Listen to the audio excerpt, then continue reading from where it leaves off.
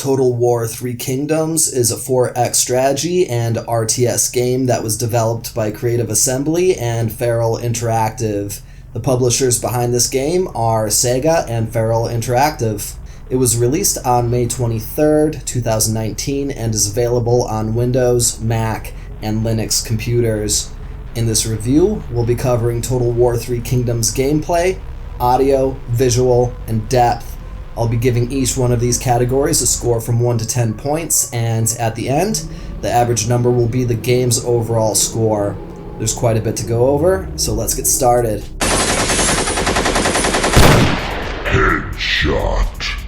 The gameplay of Total War Three Kingdoms is an interesting blend of real-time strategy, 4X, and there's even some RPG elements in there. The goal of the game is to establish your own kingdom and then take over the other two, making you the owner of all three kingdoms. You'll come across the RTS elements of the game whenever you initiate a battle between your army and an enemy's army. If you've ever played a game like Command & Conquer or StarCraft, you'll have a pretty decent feel of what that's like. The 4X elements of the game make up the bulk of what you'll be doing in Total War Three Kingdoms. It's pretty similar to the Civilization games, but there will still be a learning curve to anyone who is new to the Total War series. You'll need to figure out how to manage your food, currency, reforms, military units, and everything else you'd probably assume would be in a game like this.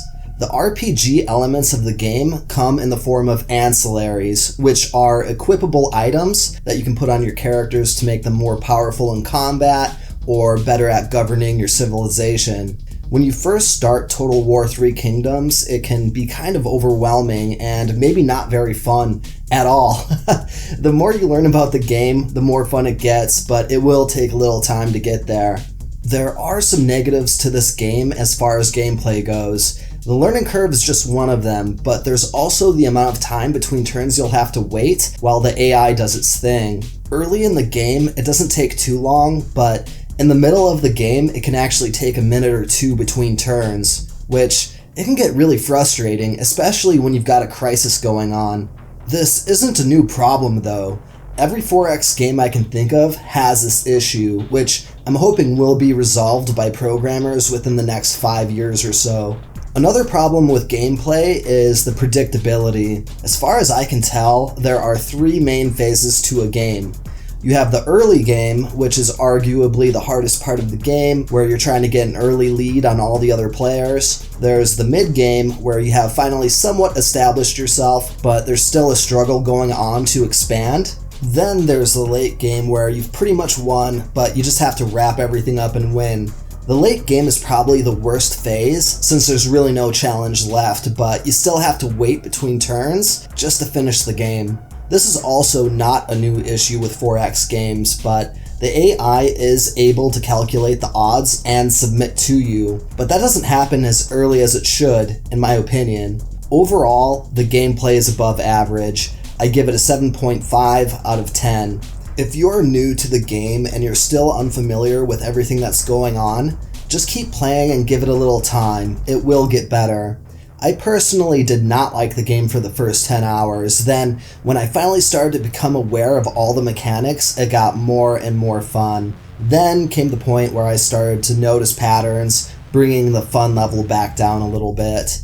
There is a lot of depth in Total War Three Kingdoms, as you might have suspected given that it's a 4X game. If you like to micromanage and strategize, you should definitely check this game out. Every 5 turns you get to unlock a new reform, which is pretty much a perk tree. Every character has 5 slots for equipable items, again, also known as ancillaries.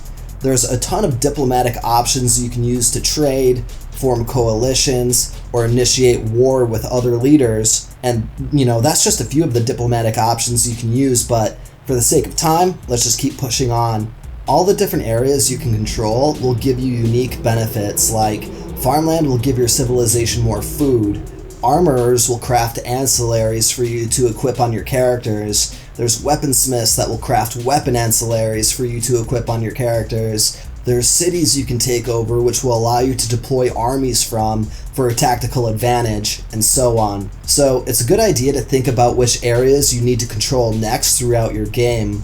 How and when you deploy your armies add another aspect of depth to the game. For example, you don't always want your armies deployed because it costs quite a bit of money every turn just to have them active. There's also a government system where you assign characters to different branches of the government, and depending on the characters and the ancillaries he or she has equipped will determine how you place them. There's the spy system, which allows you to infiltrate other players' cities, which adds another unique element of depth to the game. Even the map allows you to filter for all sorts of things, like who has the most money or the most food, so you can make more informed decisions with trade. I personally like to bring up the map and have it filtered for ownership before I hit next turn. That way, since I have to wait for the AI to make all of its moves, I can plot out which nations I should attack next without stirring up a hornet's nest of enemies. I could go on, but the point is there's a lot of depth to this game. I give the depth of Total War 3 Kingdoms a 10 out of 10. You could take up to 10 minutes between turns later in the game when there's a lot of stuff to manage and optimize, which, for people like me, that's a lot of fun. The audio of Total War 3 Kingdoms is good. The music is actually fairly reminiscent of Morrowind, in my opinion. I mean, just listen to this for a second.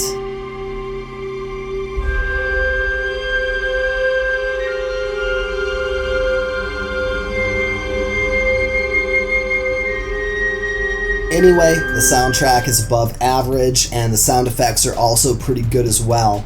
The one thing I think is lacking in the audio department is the versatility of responses from the characters. There isn't a whole lot of unique dialogue that occurs, so it becomes very repetitive very quickly.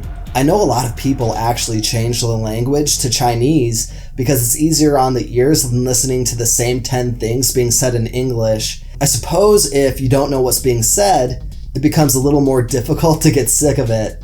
Overall, the audio is good. I'm going to give it an 8 out of 10. As far as the visuals go, I am currently playing the game on max settings, and it looks okay. Honestly, I couldn't imagine the amount of RAM it would take to play a game like this if it had crazy amounts of detail, so the graphics aren't mind-blowing, but it's definitely good enough to not be distracted by it. Most people who enjoy 4X games aren't in it for the graphics, they're in it for the strategy, but I still have to give this game a rating on its graphics, which is a 7 out of 10. The artwork and cinema scenes are absolutely beautiful, but for the most of your time in Total War 3 Kingdoms, you'll be looking at the in-game graphics, which, again, they're not terrible, but they're not great either. So, with all the totals averaged out, I'm giving Total War 3 Kingdoms an 8.1 out of 10. If you're into 4X games, it's definitely worth checking out. I had personally never played a Total War game before, but I have had a lot of experience in the Civilization games, and some of that experience does transfer over to 3 Kingdoms, but not completely. Again, it took me around, 10 to 15 hours to get a good feel for all the mechanics, and then the game got really fun. So, what do you think? Is 8.1 out of 10 a fair score?